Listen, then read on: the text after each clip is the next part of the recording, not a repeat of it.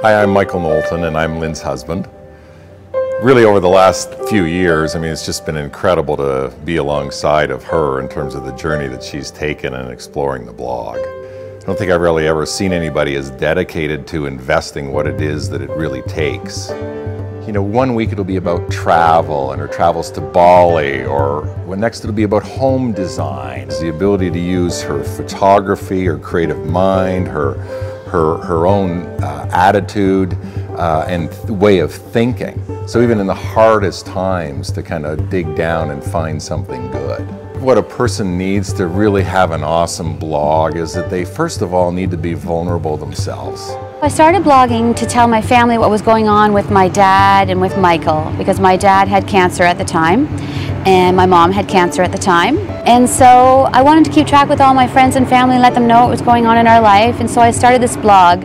If you can imagine, your dad's got cancer and then I'm diagnosed with cancer, and there was actually times where we were both in the hospital at the same time. My dad died and I was so close with my dad, and so I lost any kind of hope and positive attitude and stuff, so I stopped blogging, and that lasted 2 years. A friend of mine said to me, I think it's time that you share this journey in your life, because I was starting to find this my roadmap again. And he had taught me so much about this roadmap, about having fun, even with illness, because we'd be in the oncology and laughing our heads off, and the nurses would go by and they'd say, this never happens in here, this is awesome, and we'd be laughing. And so I started to blog again. It came back, and I had people give me some advice to not blog about cancer because it's depressing, and I ignored it all.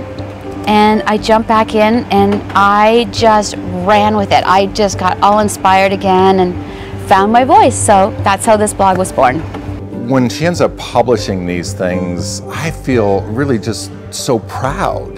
Personally, one of the things that I love so much about the blog is the comments. Remember one comment on the cancer blog about a woman who says, I'm actually going to chemotherapy tomorrow, my first treatment. And I can tell you, it is scary.